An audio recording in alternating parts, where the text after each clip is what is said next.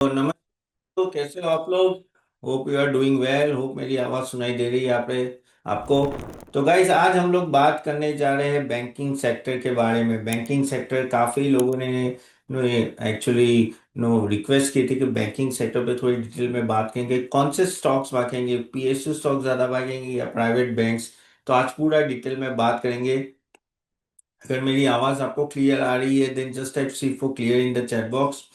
Okay, तो आप मुझे बताएं, आप सबने बैंक्स में तो इन्वेस्ट किए होंगे और बैंक्स अगर देखो तो पिछले कुछ समय से अच्छे चल रहे हैं। तो ये साल कैसा रहेगा, 2026 कैसा रहेगा, थोड़ा हम लोग यहाँ देखते हैं कि किस तरह से कौन से बैंक्स अच्छे चल सकते हैं। ठीक है। और I know everyone must have invest in banks. तो कौन से बैंक्स में इन्वेस्ट किया है just type in the chat box. ICICI bank, Axis bank या SBI, Canara bank, just type in the chat box. तो बैंक्स, देखिए बैंक्स में क्यों तेजी आई है। बैंक्स में तेजी इसलिए भी आई है कि एक तरह से इंटरेस्ट रेट कट हो रहा है।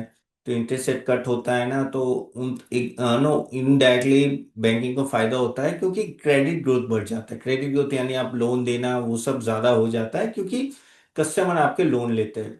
दूसरा एक चीज है कि अभी पीछे 1.5 साल से अगर आप देखो तो एनपीए जो होते हैं, नेट परफॉर्मिंग एसेट्स, वो लोवेस्ट है।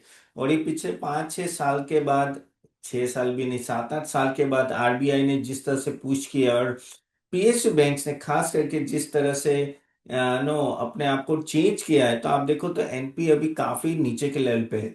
और अभी प्रॉफिटेबिलिटी भी धीरे धीरे बढ़ रही है। तो काफी सारे रीजन है जिस तरह से बैंक्स ने एक्सेप्शनल परफॉर्म करना चालू किया है। लेकिन यहाँ से क्या लग रहा है और किस तरह से बैंक्स आगे बढ़ेंगे, थोड़ा डिटेल में बात करते हैं। आगे जाने से पहले जस्ट अगेन डिस्क्लेमर गाइस, यहाँ जो भी हम लोग बात करेंगे सिर्फ आपके नॉलेज के लिए, यहाँ कोई रेकमेंडेशन नहीं है।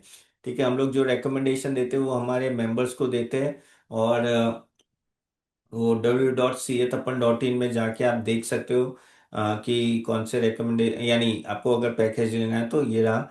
लेकिन इसको सिर्फ इंफॉर्मेशन की तरह यूज करना है। और ये I am SEBI registered research analyst, तो हमारी टीम रेकमेंडेशन देती है। ठीक है।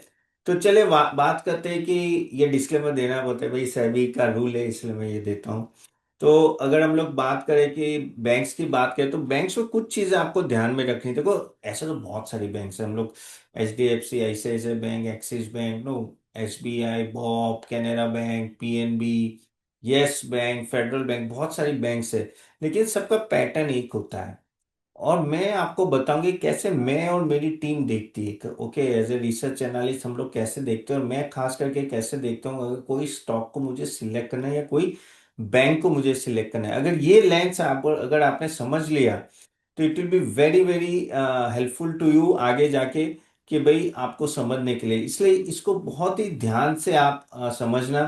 तो देखो कुछ कुछ चीजें जो आपके लिए बहुत ही इंपॉर्टेंट हो जाती है वो है कि एक तो आपके कहते हैं ना कि जैसे एनपीएस और कुछ रेशियो जैसे आपको लिखना है तो लिखे। एक तो आपको कुछ चीजें ट्रैक करनी होती है। एक तो आरओए, आरओ यानी रिटर्न ऑन एसेट, जो मैं ये इसकी बात कर रहा हूँ। Okay, return on asset RO, फिर सॉरी आरओए ये रहा रिटर्न ऑन एसेट, आरओई यानी रिटर्न ऑन इक्विटी। और price to book value, price to book value भी बहुत ही नो आपको ध्यान से उसको ट्रैक करना है क्योंकि उससे भी काफी फर्क पड़ता है। ओके, तो keep that in mind guys. Even now I just wanted to tell you कि यहाँ किस तरह से चेंज हुआ है। अगर मैं आपको बताता हूँ कि पिछले कुछ साल में पीएसयू बैंक्स और प्राइवेट बैंक की काफी बातें होती रहती है।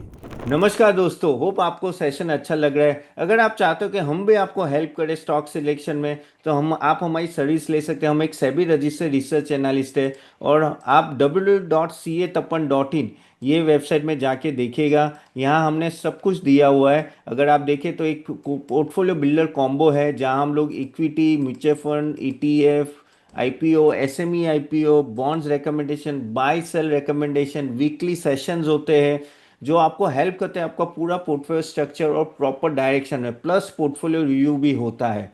तो आप जरूर जाके देखिएगा। इवन आपको सिर्फ इक्विटी का चाहिए तो इक्विटी का भी पोर्टफोलियो अवेलेबल है। जो आप सिर्फ इक्विटी का चाहिए तो बेटर है आप एक बार जाके देखिए और समझिए।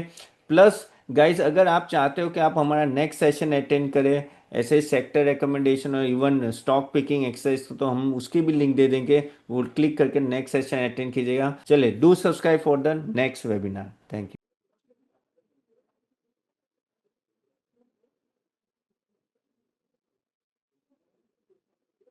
Investment in market securities is subject to market risk. Read all the documents carefully before investing. तो उसमें किस तरह से परफॉर्म किया है वो थोड़ा हम लोग देखते हैं। तो अगर मैं प्राइस की बात करूं, चलिए अभी हम लोग एक काम करते हैं, पहले प्राइस चार्ट दिखाता हूं। तो प्राइस चार्ट अगर ये मैं पिछले 5 साल में देखूं, तो guys are you able to see this? Then just type Y for yes in the chat box. Just type Y for yes in the chat box. Okay. तो या, तो अगर आप देखो तो ऊपर कौन से बैंक्स दिख रहे हैं? Canara Bank, no, Bank of Baroda, SBI और वो सब दिख रहे हैं। एक मिनट, मुझे है ना एक और एक मैं ओपन कर लेता हूँ तो आपको बेटर रहेगा। Just a minute guys, I am just trying to open something else, तो आपको क्या है प्रॉपरली मैं मार्क करके मैं बता पाऊँ। Just minute. तो अगर आप 5 साल का अगर आप देखेंगे ना, तो 5 साल में ना काफी हद तक जो प्राइवेट बैंक है और वो सब है ना, वो परफॉर्म किए हैं। लेकिन अगर आपको थोड़ा यहाँ देखेंगे ना आप, जिस तरह से, जस्ट 1 मिनट। हाँ, अगर आप यहाँ देखें तो ये जो बैंक्स है ना, ये बैंक सब पीएसयू बैंक्स है। ओके। तो किस तरह से पीएसयू बैंक है वो मैं दिखाता हूँ आपको। तो देखो, सबसे ज्यादा रिटर्न अगर किसी ने दिया हो, तो सबसे ज्यादा रिटर्न दिया है कैनरा बैंक ने 150%, बैंक ऑफ बड़ौदा 300%, एसबीआई ने 1000% रिटर्न दिया है। तो आप सोच सकते हो कि किस तरह से जबरदस्त रिटर्न इन सब ने दिया है आपको। ठीक है, और उसका रीजन क्या है? रीजन एक ही है कि ओवरऑल जो एनपीएस जो होते हैं, जो एनपीएस एंड ऑल दैट, वो काफी कम हो चुके हैं। वो काफी कम हो चुके हैं पीएसयू बैंक्स के, और उसके वजह से एक अच्छा खासा इम्पेक्ट आ रहा है। तो मैं ये बोल रहा था कि जो आप प्राइस जो है, प्राइस क्योंकि चेंज हुआ है कि एक तो उनके एनपीएस कम हुए हैं, ऊपर से उनके जो रेशियोज है ना वो काफी अच्छे हुए हैं। यानी आप देखो आरओए देखो या आरओई देखो, उसमें भी बहुत चेंज आया है। और वो क्यों आया है? क्योंकि जैसे जैसे आपके एनपीएस कम होते हैं तो उसमें चेंज आया है। तो पीएसयू बैंक्स ने आउट परफॉर्म किया है। ये देखो, सभी टॉप 4 बैंक्स अगर आप देखोगे ना, तो सभी पीएसयू बैंक्स है। जबकि अगर आप मैं आपको एनपीए का चार्ट दिखाता हूं। ओके, ये नेट एनपीए का चार्ट है। आप देखिए किस तरह से 11, 7, 5, किस तरह से आप देखो एनपीएस थे। अब वो किस तरह से नीचे आ रहा है। ठीक है, आप देखिए कि 2018 में सब एनपीएस कितने थे, और फिर वो नीचे नीचे आके आप देखिए कि आज सभी के एनपीएस देखिए। आप देखो बैंक ऑफ बड़ौदा का 0.57 है, कैनरा बैंक का आप देखिए तो किस तरह से 0.54 है, फेडरल बैंक का 48 है। अगर मैं एसबीआई देखूं तो 0.42 है। तो ये आप दिख रहे हो कि किस तरह से वो नीचे आ रहा है। तो यही चीज मैं आपको बताना चाहता हूँ कि यहाँ एक तरह से जबरदस्त चेंज आया है एनपीएस में, और वो एनपीएस के चेंज की वजह से इनकी प्रॉफिटेबिलिटी तुरंत ही ऊपर गई है। लेकिन एक केवेट ये भी है कि ऑलरेडी लोअर बॉटम पे पहुंच गए हैं। तो अगर आप सोचते हो कि क्या ये पीएसयू बैंक्स वापस उस तरह से भाग सकते हैं, तो यहां मुझे एक थोड़ा डाउट आता है। क्योंकि आपकी जो best of the best profitability आनी थी वो आ चुकी है। इसलिए आपने देखा कि कैसे स्टॉक प्राइस, जैसे मैंने बताया ना कि कैनरा बैंक या एसबीआई 1000 टाइम्स बढ़ गए। द रीजन इज वही है कि आपका जो एनपीएस सडनली कम हुआ तो उसके वजह से प्रॉफिटेबल है। Got it? Then just G for got it, जो मैं आपको बताना चाहता हूं। ओके। तो ये चीज आप ध्यान रखें। और उसमें भी अगर आप बाकी सब रेशियोज की बात करें, जैसे हम लोग कासा रेशियो की बात करते हैं। चलिए, कासा रेशियो क्या होता है? Current account saving account. Okay. Current account saving account की हम लोग बात करें तो कासा रेशियो अगर अभी देखें हम लोग, तो इसमें है ना सभी प्राइवेट बैंक्स के ज्यादा है। जैसे कोटक बैंक का 42 है, ऑफकोर्स एसबीआई का 39 है, आईसीआईसीआई बैंक, एचडीएफसी बैंक और बैंक ऑफ बड़ौदा, यानी कहते हैं ना कि 30 to 40% के बीच में घूम रहे हैं। अब कासा रेशियो क्यों इंपॉर्टेंट है? कासा रेशियो क्या है? Current account saving account. Okay. तो करंट अकाउंट सेविंग अकाउंट जो होता है ना, वहां से उनको, देखो एक बैंक कैसे ऑपरेट करता है। यहाँ से आप डिपॉजिट रखते हो, या तो आपका आप सेविंग अकाउंट ओपन करते हो, तो वो जो आप फंड रखते हो, वो जो आप फंड रखते हो ना, वो फंड बैंक के पास जाता है और बैंक आपको 3 या 4% इंटरेस्ट देती है पूरे साल का। वो फंड लेके वो थोड़ा अपने पास रखे, बाकी वो लोन में देती है। तो समझ लो लोन दे रहे हैं वो 10% पे। तो आपका 4% -10 यानी 6% का बैंक कमा रही है। और बैंक में ऑफकोर्स उसमें से हम लोग एक्सपेंसेस निकालेंगे, 2-3% समझ लो निकाल दिया, 2%, तो 4% आपका नेट इंटरेस्ट मार्जिन बचा है। करेक्ट। तो इन सब का क्या होता है कि जो कासा जो होता है ना, करंट अकाउंट सेविंग अकाउंट से आपका जो फंडिंग होता है ना, वो बहुत ही कम रेट पे होता है। अगर यही चीज जो आपको 4% इंटरेस्ट रेट दे के आपको मिल रही है फंडिंग, अगर आप समझ लो किसी और इंस्टीट्यूशन से लोगे, आप कितना पे करोगे? 10%, 11% ऐसा पे करोगे ना? एग्री और not? Then just before agree what I am trying to say is correct. और वहां आप 11%, 12%, 15% पे करो, और यहाँ आप 4% पे कर रहे हो। तो जिसका कासा रेशियो ज्यादा, उतना उनकी कॉस्ट ऑफ फंडिंग कम होती है। अगर आपकी कॉस्ट ऑफ फंडिंग कम होती है तो आपका ऑटोमेटिक प्रॉफिटेबिलिटी बढ़ता है। तो ये डायरेक्ट कोरिलेशन है।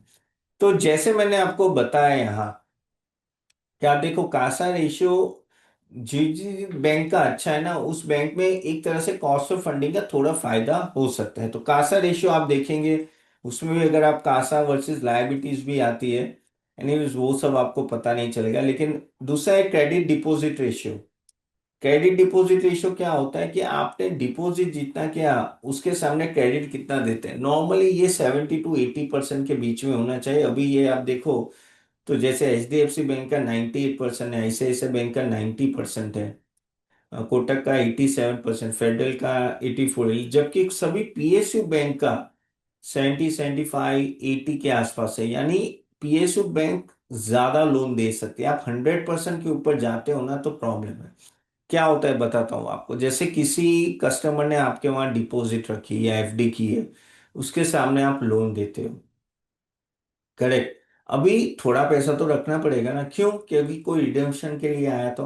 देखो, एसेट लायबिलिटी मिसमैच होती है। एसेट लायबिलिटी मिसमैच क्या होती है? देखो, आज आज थोड़ा टेक्निकल सेशन होगा आपका, तो आई नो थोड़ा टफ रहेगा, लेकिन आप समझने को ट्राई करो। आई डू अंडरस्टैंड, ये सब मैं टेक्निकल बातें कर रहा हूँ, लेकिन बैंक को समझना है तो ये सब चीजें समझने के लिए बहुत जरूरी है। तो are you okay with this? Then just type okay in the chat box. ये कोई आपको बताएगा नहीं जो मैं आज आपको बताने वाला हूँ।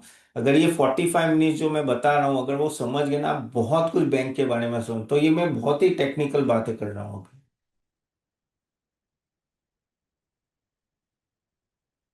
ओके, ओके ना? Okay, great. या तो देखो क्या होता है, आप समझो एसेट लायबिलिटी मिसमैच क्या होती है। जैसे मैंने अब क्या बोला कि आपको डिपॉजिट मिलती है, या कोई FD करा के जाता है, या तो आप इंस्टीट्यूशन से लोन लेते हो, ठीक है। और फिर वो 100 रुपीज जैसे आपको पैसे आए आपके पास, उस पे आप इंटरेस्ट पे करो। अब 100 में से आप क्या करोगे कि 10 या 20 रुपए, 20 रुपए साइड में रखोगे, 80 रुपए को लोन दोगे हायर इंटरेस्ट रेट पे, करेक्ट। अगर आप 100 का 100 ही लोन दे दिया, और अगर ये जो FD वाले हैं, जो FD आपके वहां करके गए हैं, ठीक है, उसमें से कोई रिडम्पशन के लिए आया, कि भाई उसमें से समझ लो 100 में से 5 लोग रिडम्पशन के लिए आए, और आपने 100 की लोन दे दी, तो आपका तो मिसमैच हो गया ना। तो 5 रुपए कहाँ से लाओगे? Are you getting my point? तो वो चीज के वजह से उसमें बैंक उठ जाती है। उसमें बैंक उठ जाती है। और बैंक उठने के कारण क्या होते हैं, मैक्सिमम क्या होता है, नॉर्मली कोई भी बैंक है, जैसे ये देखो, ये जो मैंने बताया क्रेडिट टू डिपॉजिट रेशियो, यानी HDFC बैंक ने 100% जो उनको फंड मिला है उसमें से 98% उन्होंने लोन दे दिया है, ठीक है। ICICI बैंक ने 90 दिया है, जबकि पंजाब नेशनल बैंक ने 70 दिया है। अभी भी उसके पास 30 रुपए है देने के लिए। 30 तो 30 नहीं देगा, 10 साइड में रखे तो भी 20 रुपए की और लोन दे सकता है। कभी कोई रूमर आ गई कि भाई HDFC बैंक कोलैप्स होने वाली है, तो आपके ATM में लाइन लग जाती है, और सडनली 98 में से आप समझ लो 15 लोग लेने आ गए पैसे। वहां बड़ी गड़बड़ होती है। क्यों? क्योंकि जो लोन देते हो आप, होम लोन देते हो, पर्सनल लोन देते हो, वो 10 साल के लिए देते हो, 20 साल के लिए देते हो। आप उसको तो बोल नहीं सकते कि भाई पैसे दे, मेरे पास कोई डिपॉजिट तोड़ना है, मुझे उसको पैसा देना है। तो वहां एसेट लायबिलिटी मिसमैच जो होती है ना, तो वहां का बैंक बहुत बड़े प्रॉब्लम में हो जाती है। जैसे आपने यूएस में अभी कुछ बैंक्स कोलैप्स हुए देखे थे, इवन इंडिया में तो वो होता है। Are you getting it? Then just have G for got it what I am trying to say. तो यहाँ आपको थोड़ा बफर रखना पड़ता है, थोड़ा बफर रखना पड़ता है। तो वही चीज आपको मैं यहाँ समझा रहा हूं कि इन लोगों को थोड़ा तो अगर ये 98 है, तो एक बात समझ लो, इनका इनडायरेक्ट इम्पैक्ट समझ लो।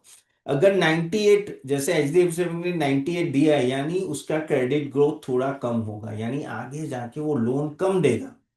तो इसमें बताओ कि किसका क्रेडिट ग्रोथ ज्यादा आ सकता है अगर वो चाहे तो जैसे मैंने बताया आपका, जैसे पीएनबी का 70 है ना, कैनेरा बैंक का 75 है, स्टेट बैंक का 78 है, HDFC, yes perfect.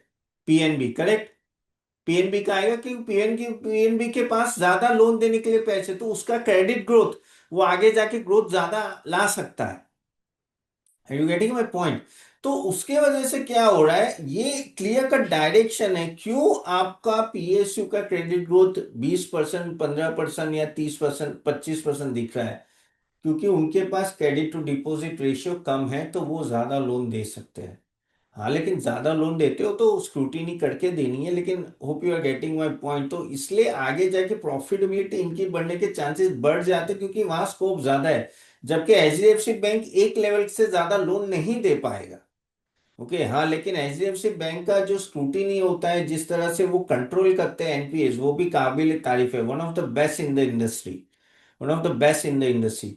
So what I am trying to convey here, you have to keep this point in mind. इसलिए पीएसयू, अच्छा आप बोलोगे तपन, ये पीएसयू बैंक क्यों इतना धीरे कर रही है, क्यों ये 70, 75, 80 का ही लोन दे रही है?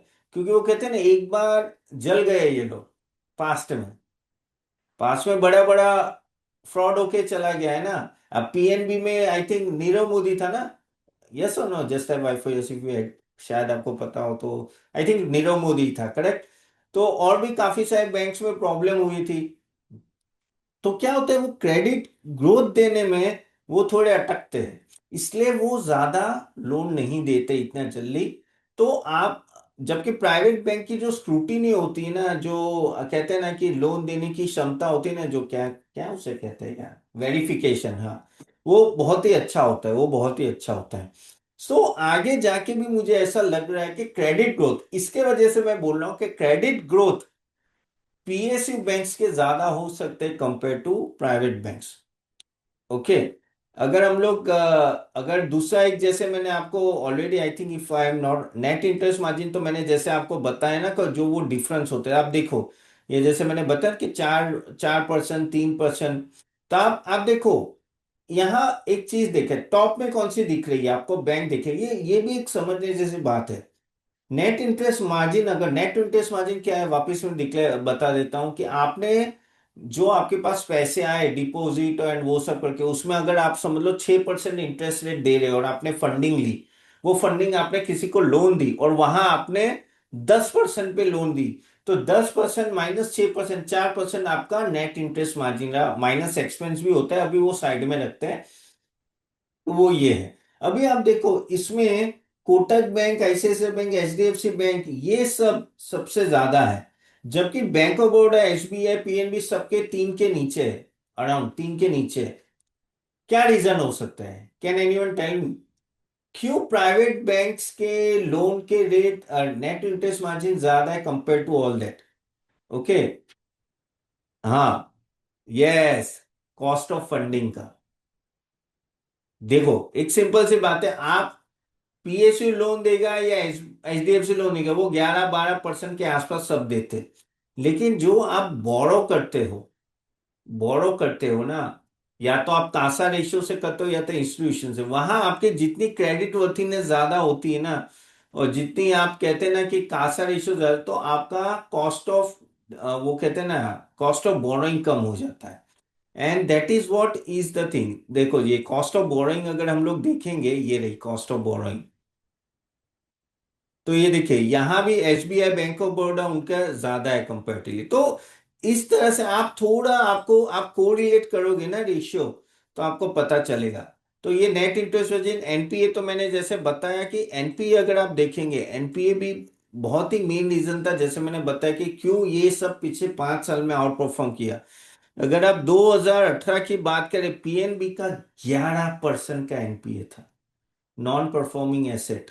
करेक्ट। और अभी देखिए आप, ये कहाँ पहुंचा है, ये पहुंचा है अभी पीएनबी का देखेंगे, अभी है 0.36। तो भाई पीएनबी आपको रिजल्ट अच्छा ही देगा ना। अगर हम लोग कैनेरा बैंक देखे, 7.5% था, वो कहाँ आके पहुंचा अभी, कैनेरा बैंक कहाँ है, हाँ 0.54, यानी सभी 0.6 के नीचे। इसलिए आपने, जैसे मैंने आपको पहले भी बताया कि इसलिए अगर आप यहाँ देखोगे ना, क्योंकि एनपीए इतने कम हुए, इसलिए अगर आप देखो 5 साल में कैनेरा बैंक ने 439%, यानी 4 गुना हुआ है। बैंक ऑफ बड़ौदा 3 गुना हुआ है, एसबीआई 2.5 गुना हुआ है, और पीएनबी भी 2.5 गुना हुआ है। तो ये एनपीए कम होने की वजह से इनका डायरेक्ट फायदा है। लेकिन जैसे मैंने बोला, this is the lowest you can के। क्या जीरो एनपीए हो सकते, पॉसिबल है? Just type Y for yes और एन फॉर नो, कभी भी पॉसिबल है जीरो एनपीए? कभी सुना है आपने? नो ना। कुछ ना कुछ तो एनपीए हो गए ना कोई तो डिफॉल्ट करेगा। तो ये 0.4 0.5 के नीचे कितना जाएगा, नहीं जाएगा। इसलिए मैं बोल रहा हूं कि जो प्रॉफिट में स्पाइक जो पिछले 5 साल में पीएसयू का आया, शायद आगे जाके ना हो।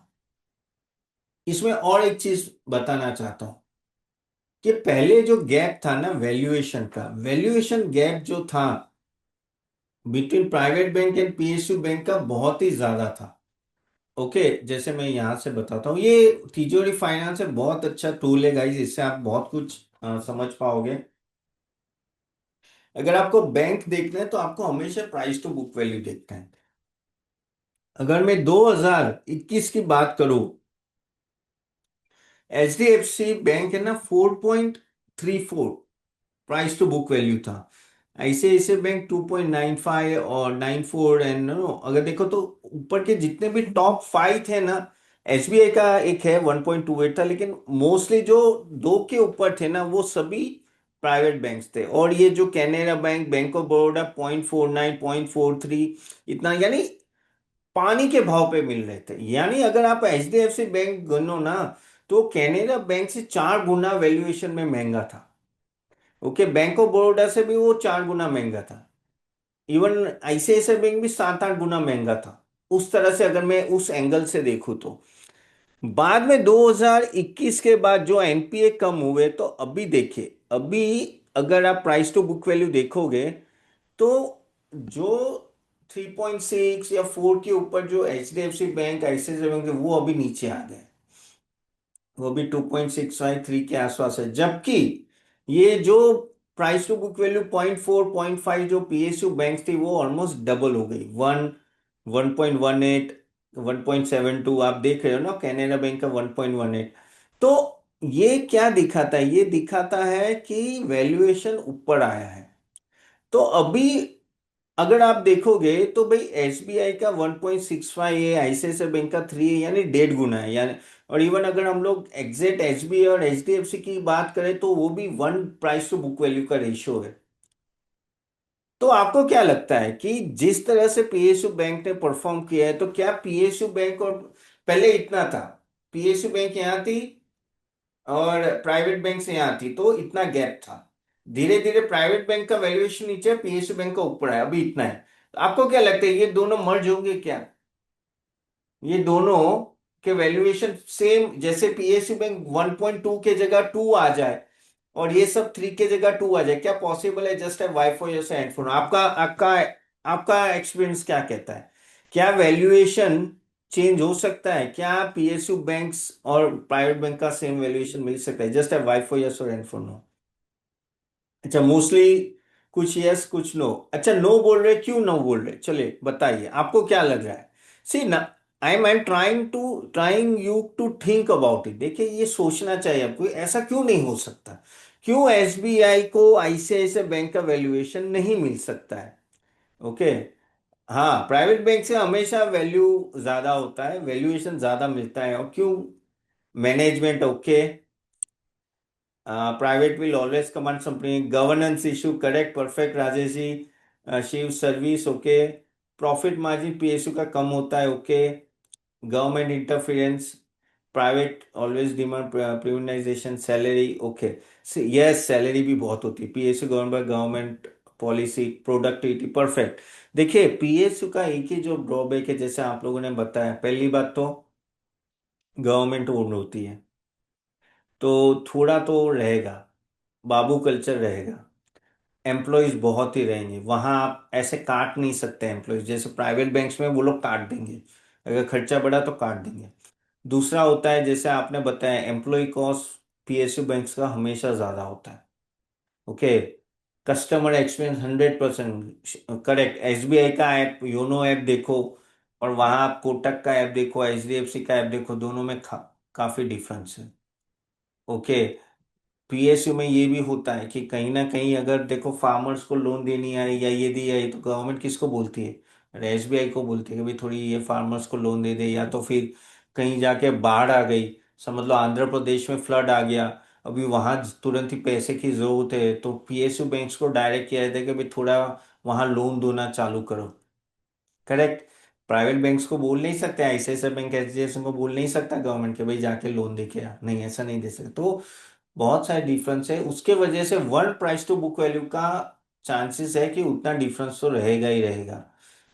तो मैं ये सब आपको क्यों बता रहा हूं कि जो पीएसयू की री रेटिंग हुई, क्या उस तरह की री रेटिंग आगे के 2-3 साल होगी, तो वहां मुझे डाउट लग रहा है, क्योंकि काफी हद तक री रेटिंग होगी ओके। तो that is what I think, क्योंकि ये दोनों के वैल्यूएशन मर्ज नहीं हो सकते। तो आप बोलोगे ठीक है, पीएसयू अपने लेवल पे पहुंच गया, प्राइवेट बैंक अपने लेवल पे है, थोड़ा ऊपर नीचे चलेगा, तो यहां से कौन सी कंपनियां परफॉर्म करेगी? यहां से कंपनियां वो परफॉर्म करेगी जो अपना क्रेडिट कॉस्ट और एनपीएस कंट्रोल में रखेंगी, और क्रेडिट कॉस्ट तो बढ़ाएगी लेकिन एनपीए कंट्रोल में रखेंगी, और at the end of the day profit तो कमाएगी कमाएगी, लेकिन आपका जो कहते हैं ना नेट इंटरेस्ट मार्जिन एक्सपांड करेगी, वैसी सर। उसके लिए चाहिए आपको एफिशिएंसी। पीएसयू बैंक्स में वो एफिशिएंसी आ चुकी है एनपीएस कंट्रोल में, अभी देखना है कि यहां से किस तरह से पीएसयू बैंक मैनेज करती है। तो आप मुझे बोलो कि भाई पीएनबी, एचडीएफसी, सॉरी पीएनबी हो, बैंक ऑफ बड़ौदा, एसबीआई, वो तो सस्ते हैं ना, 100% सस्ते हैं, आधे भाव में है, आधे भाव में है प्राइवेट बैंक्स के, अगर वैल्यूएशन देखो तो। लेकिन क्या वो कंटिन्यूअसली परफॉर्म करेंगे जैसे एचडीएफसी बैंक ने ओवर द इयर्स परफॉर्म किया है पिछले 25 साल से? क्या वो उस तरह से कंसिस्टेंटली परफॉर्म करेंगे? That is the main question. दूसरा, एक मैं एक इंपॉर्टेंट पॉइंट दिखाऊंगा जिससे आपको पता चलेगा कि इनका क्यों प्राइवेट बैंक्स को ज्यादा वैल्यूएशन मिल रहा है। एक guys, are you getting value और नॉट टुडे? वैल्यू मिल रहा है guys? Then just have V for value. आपको hope you are enjoying today, या तो बोरिंग लग रहा है यार, तपन क्या बोलते जा रहा है तू पागल की तरह ये वो, ऐसा कुछ नहीं भाई, मैं आपको समझा रहा हूँ, अगर समझ जाओगे तो बहुत अच्छा रहेगा आपके लिए, क्योंकि ऐसे हम लोग भी देखते हैं। देखिए मैं आपको आरओई बताता हूँ। देखिए अभी ये, और यहाँ भी ओपन कर लेता हूँ पीएसयू का भी, तो आपको पता चले। अभी ये प्राइवेट बैंक्स है, ठीक है। सबसे इंपॉर्टेंट, अगर आपको देखना है, मैंने प्राइस टू बुक वैल्यू तो दिखा दिया आपको वैल्यूएशन की दृष्टि से। अगर आपको रेशियोज इंपॉर्टेंट देखने हैं, रेशियोज इंपॉर्टेंट देखना है, तो आपको क्या देखना है पता है? आपको देखना है आरओई और आरओए, आरओई और आरओए, ये दो है, लिखना है तो लिख लीजिए। आरओए, चलिए ये प्राइवेट बैंक्स है, HDFC bank, ICICI, Kotak Mahindra, axis bank. ROA देखिए, ये रहा 1.74, 2.18, 2.68, 1.78, 1.97। यस बैंक और आईडीएफसी फर्स्ट बैंक नहीं लेते, ये पांच मेन बैंक लेते हैं, या तो ये चार मेन बैंक लेते हैं, ठीक है, एचडीएफसी, आईसीआईसीआई, कोटक और एक्सिस। एवरेज कितना है? एवरेज 2.5 के आसपास है, करेक्ट, उतना है, टू टू टू के ऊपर है। ठीक है, वो है रिटर्न ऑन एसेट। अच्छा, आप बोलोगे तब पर रिटर्न ऑन एसेट क्यों देख रहे हो, क्यों ना आप आरओसी नहीं देख रहे, क्यों आरओई नहीं देख? आरओई भी देखना चाहिए, आरओई। और ये देखो आरओई भी 1715 के आसपास है। आरओई क्यों देखते हैं आप समझो, क्योंकि यहाँ है ना लैंडिंग बिजनेस है। और जो लैंडिंग बिजनेस होता है ना, उसमें आपको फंडिंग लेके लैंडिंग करनी है। इसलिए आपके एसेट बहुत होते हैं, तो उस पर रिटर्न कैसा है वो देखना पड़ता है, इसलिए आरओ है। आरओए सबसे इंपॉर्टेंट बैंक्स और एनबीएफसी में आता है, बाकी सब में नहीं आता है। बाकी सब में आरओई आरओसी आता है। आरओई, आरओई के बाद दूसरा इंपॉर्टेंट रेशियो है तो ये आरओई, रिटर्न ऑन इक्विटी, के एंड में इक्विटी शेयर होल्डर को कितना मिल रहा है। तो आपने देखा कि अराउंड 2 के आसपास है इन सब का आरओए। अभी चलिए, अभी हम लोग बात करते हैं पीएसयू बैंक्स के। ये है पीएसयू बैंक्स। अगर आप यहाँ आरओए देखोगे, SBI, bank of Baroda, PNB, Canara bank, union bank, Indian bank, IOB, देखिए इनका आरओए कितना है। 1.15, 1.18, 1.07, 1.08, 1.24, 1.35, कितना है? वो सब बैंक्स का डबल है यहाँ से। एग्री और नॉट? देन जस्ट है बिफोर एग्री, ऑलमोस्ट डबल है। वहां 2 चल रहा है, यहाँ 1 चल रहा है, तो वैल्यूएशन भी डबल होगा ना भाई साहब। रिटर्न ऑन एसेट वो आपको ज्यादा कमा के दे रहा है। प्राइवेट बैंक हम जो बोलते हैं ना कि भाई इसको क्यों वैल्यूएशन हमें मिले, लेकिन वो डबल कमा के दे रहा है आपको, तो क्यों नहीं वैल्यूएशन ड्राइव करेगा? आप भी डबल कमाओ, आप भी आरओए लेके आओ, यहाँ 2 ला दो। अगर 2 ला दोगे तो आपका भाव भी उतना होगा। करेक्ट। तो कहने का तात्पर्य यह है कि आपको उनका प्रॉफिटेबिलिटी भी देखना है। तो प्रॉफिटेबिलिटी प्राइवेट बैंक्स की हमेशा ज्यादा रही है। अगर आप लोग आरओई की बात करें, आरओई ऑलमोस्ट सेम है, 17, 15, 15, 17, 17, 17। तो वो तो आप प्राइवेट बैंक्स में भी देख लो, लेकिन जो डिफरेंस आ जाता है वो है रिटर्न ऑन एसेट, जो बहुत ही इंपॉर्टेंट रेशियो है। ये अगर अभी तक आप देखो, एसबीआई भी 1.5 टच नहीं कर पाया है। अभी तक एसबीआई भी टच नहीं कर पाया है। तो उससे पता चलता है कि काफी हद तक ये लोग भी, क्या होता है कि फार्मर्स को लोन देते हैं, एमएसएमई, एसएमई, प्रायोरिटी लेंडिंग होती है, गवर्नमेंट डायरेक्शन करते हैं। तो इसके हिसाब से भी ना इन लोगों को काफी लोन देनी पड़ती है। तो उसका भी थोड़ा इम्पैक्ट आपको यहाँ देखने मिल सकता है। तो ये चीज आप थोड़ा ध्यान रखिएगा। ओके, तो आरओए देखिए, आरओई आरओई जैसे मैंने बताया कि वो तो ऑलमोस्ट सेम है। ठीक है।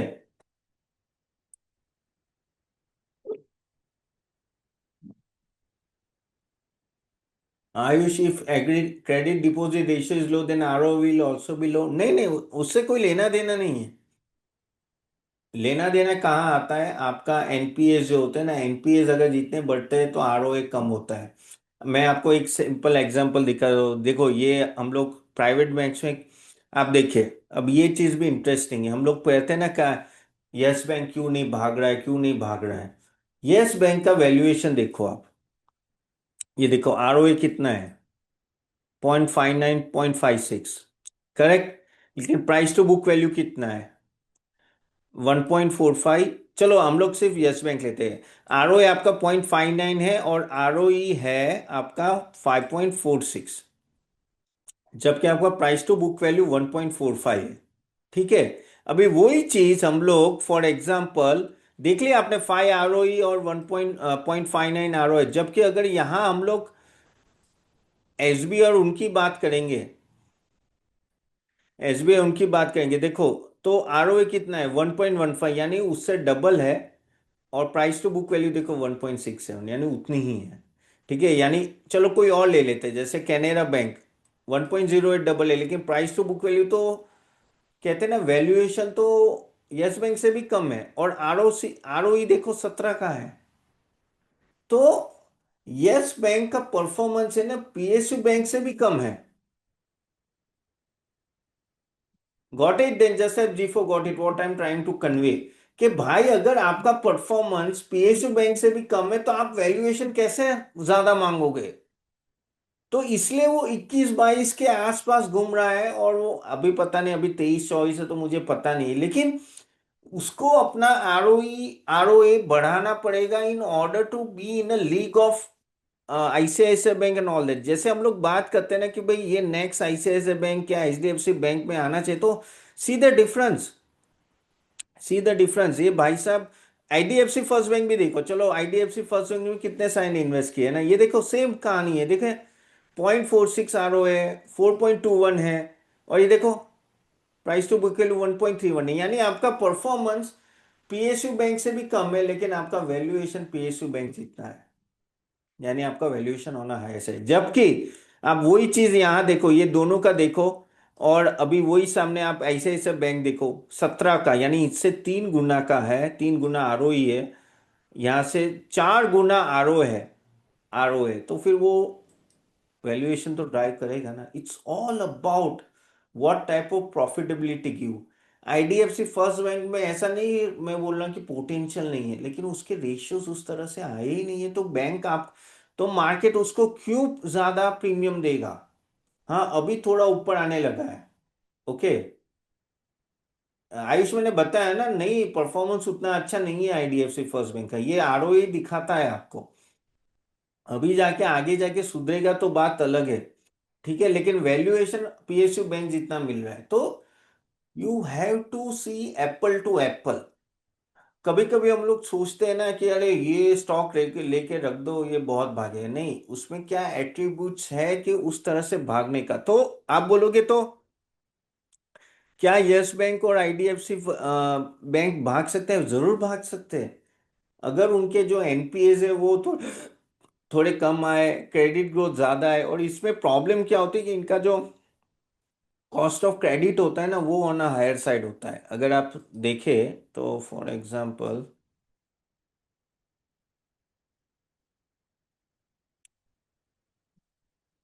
अभी यहाँ मैंने पता नहीं आईडीएफसी फर्स्ट बैंक डाला है कि नहीं डाला है, एक मिनट।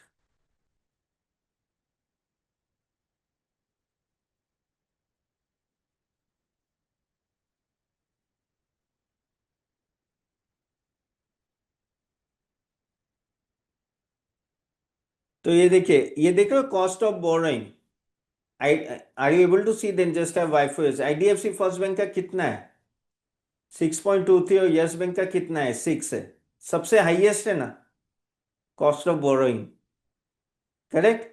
तो एक आ, वो एक दिक्कत है इनके लिए, ठीक है। क्रेडिट टू डिपॉजिट रेशियो वो सबसे कोई फायदा इतना भी फर्क नहीं पड़ता है क्रेडिट टू डिपॉजिट, लेकिन कॉस्ट ऑफ बोरिंग है, अगर नेट एनपीए की मैं बात करूं, 1 मिनट, तो नेट एनपीए में भी उसमें इतना फर्क नहीं है, लेकिन अभी बीच में एनपीएस बढ़ गए थे, स्लिपेजेस बढ़ गए थे, एक मिनट,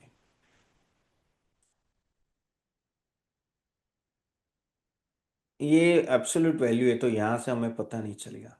सो यू यू अगर, तो कहने का तात्पर्य यही है कि अगर यस बैंक और आईडीएफसी फर्स्ट बैंक को बढ़ना है तो ये सब रेशियोज पे काम करना होगा, देखो अगर आईडीएफसी फर्स्ट बैंक की मैं बात करूँ तो भाई उसका मैनेजमेंट जबरदस्त है, यानी उसका सीईओ तो one of the most famous CEO है, लेकिन उस तरह से परफॉर्म नहीं किया है। यस बैंक का अभी मैनेजमेंट चेंज हुआ है, तो उसके वजह से होपफुली 1-2 क्वार्टर देखे फिर ठीक चीजें बदलेगी। तो मैं ऐसा नहीं बोलूँ कि आईडीएफसी बैंक और यस बैंक बढ़ेंगे नहीं, लेकिन मैं अभी का वैल्यूएशन मैं आपको जस्टिफाई कर रहा हूँ कि मार्केट आपको क्यों इतना वैल्यूएशन दे रहा है, बल्कि बाकी सब पीएसयू और प्राइवेट बैंक्स को वो ज्यादा दे रहा है। PSU banks were under owned, और कहते हैं ना कि बहुत ही सस्ते भाव में मिल रही थी, और उसका ही अगर बेनिफिट अभी उनको मिल रहा है कि उन्होंने 300-400% रिटर्न दिया, जबकि प्राइवेट बैंक ने उतना नहीं दिया। आगे जाके क्या होगा, आगे जाके आपको क्या लग, मुझे क्या लग रहा है मैं बताता हूँ, आज आगे जाके ऐसा नहीं होगा कि भाई प्राइवेट बैंक यहाँ है और पीएसयू बैंक यहाँ है तो दोनों का वैल्यूएशन सेम हो जाएगा, नहीं, ऐसा नहीं होगा पीएसयू बैंक में, नहीं, उसमें ये डिफरेंस रहेगा। लेकिन यहाँ आपको चेरी पिक करना है कि भाई कौन से बैंक अच्छा परफॉर्मेंस करेंगे, तो जैसे मैंने कुछ रेशियोज के नाम बोले वो आपको हमेशा देखना है, एनपीए कंट्रोल में आ रहे हैं कि नहीं आ रहे हैं। एक चीज की मैं गारंटी देता हूँ कि आगे जाके banks will be one of the best performing asset class, even NBFC also. Okay, तो उसको मिस नहीं करना है, उसको मिस नहीं करना है। अगर आप बोलोगे मल्टी बैगर तो हाँ, अगर आप बोलो आईडीएफसी बैंक और यस बैंक शायद आपको जबरदस्त रिटर्न दे सकते हैं, लेकिन फिर उनके रिटर्न रेशियोज चेंज होने चाहिए जो अभी तक हुए नहीं है। तो अगर वो रिटर्न रेशियोज चेंज होते हैं, sure, Yes Bank and IDFC Bank can give you an excellent result. तो वो आपको थोड़ा देखते रहना है। Okay, can we infer which is the highest scope improve performance, Yes and IDFC? नहीं, यस एंड आईडीएफसी दोनों काम कर रहे हैं। देखो, दोनों में मैं पॉजिटिव हूँ, मैं नेगेटिव नहीं हूँ, लेकिन थोड़ा टाइम लगेगा। ओके, टाइम लगेगा क्योंकि इन सब चीज़ों में भी क्या होता है कि जैसे यस बैंक में मैनेजमेंट चेंज हुआ है, तो मैनेजमेंट चेंज की वजह से ना थोड़ा टाइम लगता है, धीरे धीरे उसमें इम्पैक्ट आता है, ऐसे तुरंत ही इम्पैक्ट नहीं आता है। इवन आईडीएफसी फर्स्ट बैंक की भी मैं अगर बात करूं तो वहां भी अगर आप देखेंगे ना, तो जो मैनेजमेंट का अभी जो डायरेक्शन है वो ठीक है, क्योंकि वहां भी क्या हुआ था कि ये कहते हैं ना कि एमएफआई लैंडिंग और उसके वजह से एक बड़ा लॉस हो रहा था। तो वहां भी अगर आप देखो तो काफी हद तक चेंज आ रही है, लेकिन टाइम लगेगा इन सब में। ऐसा नहीं कि रातों रात आपका नो चीजें चेंज हो जाएगी। So you have to take a call and you have to check the results. Private banks will be a consistent return provider over the years. That is for sure. एक कहते हैं ना कि आपको 3 साल 5 साल में अगर आप देखो कंसिस्टेंट थोड़ा रिटर्न दे सकते हैं। अगर यहाँ रिटर्न है तो मैं 1 मिनट में दिखाता हूँ, जस्ट अ मिनट, 1 मिनट। तो अगर मैं 5 साल का भी रिटर्न दिखाऊँ तो देखो, जैसे आईसीआईसीआई बैंक ने 21 दिया है भैया, एचडीएफसी बैंक ने परफॉर्म नहीं किया है, सिर्फ 5% ही दिया है, कोटक ने भी नहीं दिया है, 2, बाकी सब ने 13, एक्सिस बैंक ने 5, यस बैंक ने सिर्फ 12%, आईडीएफसी फर्स्ट बैंक ने 5 साल का एवरेज रिटर्न, क्योंकि ये ऑलरेडी मैच्योर हो चुके थे। जबकि अगर मैं यहाँ 5 साल का रिटर्न देखूँ अगर, तो इन सब का देखो, S B I and all that, no they given an excellent result, यानी 27%, 31%, 27%, 20। तो of course PSU bank has done well, और लेकिन ये आगे जाके इतना नहीं दे पाएंगे, इतना नहीं, लेकिन नॉर्मल होगा, लेकिन maybe they may give a better return then private banks. So there are some metric जो मैंने आपको बताया ना, वो आप देखिएगा। I think no it will help you a lot. अगर आपको इसकी रिकॉर्डिंग चाहिए तो हमें बोल देना, हम लोग लिंक भेज देंगे, but it will be very very helpful. क्योंकि banks is a complex thing. Banks में ऐसा नहीं है कि भाई सेम टर्मिनोलॉजी, इसकी टर्मिनोलॉजी भी अलग होती है। मैंने ट्राई किया है कि आपको छोटे से में बहुत कुछ बता पाऊँ, लेकिन नो इस तरह से चेक कीजिए। बाकी तो आप रेशियोज वेशियोज देखिए, कोई दिक्कत नहीं है। जो मैच्योर बैंक है जैसे एचडीएफसी बैंक है, कोटक बैंक है, they will take time to recover. ऐसे वो हाथी है, वो हाथी भागने में थोड़ा टाइम लगाएगा। So this is what you have to keep in mind. ठीक है, तो चलिए यहाँ तक रखते हैं guys. So how you find about this session guys? Session कैसा लगा? Was it bad, worse, great, wonderful? नमस्कार दोस्तों, होप आपको सेशन अच्छा लग रहा है। अगर आप चाहते हो कि हम भी आपको हेल्प करें स्टॉक सिलेक्शन में, तो हम आप हमारी सर्विस ले सकते हैं। हम एक सेबी रजिस्टर्ड रिसर्च एनालिस्ट है, और आप www.catapan.in ये वेबसाइट में जाके देखिएगा। यहाँ हमने सब कुछ दिया हुआ है। अगर आप देखें तो एक पोर्टफोलियो बिल्डर कॉम्बो है, जहाँ हम लोग equity, mutual fund, ETF, IPO, SME IPO, bonds recommendation, buy sell recommendation, weekly sessions होते हैं जो आपको हेल्प करते हैं आपका पूरा पोर्टफोलियो स्ट्रक्चर और प्रॉपर डायरेक्शन में, प्लस पोर्टफोलियो रिव्यू भी होता है। तो आप जरूर जाके देखिएगा। इवन आपको सिर्फ इक्विटी का चाहिए तो इक्विटी का भी पोर्टफोलियो अवेलेबल है, जो आप सिर्फ इक्विटी का चाहिए तो बेटर है आप एक बार जाके देखिए और समझिए। प्लस गाइस, अगर आप चाहते हो कि आप हमारा नेक्स्ट सेशन अटेंड करें ऐसे सेक्टर रिकमेंडेशन और इवन स्टॉक पिकिंग एक्सरसाइज, तो हम उसकी भी लिंक दे देंगे, वो क्लिक करके नेक्स्ट सेशन अटेंड कीजिएगा। चलिए, do subscribe for the next webinar. Thank you.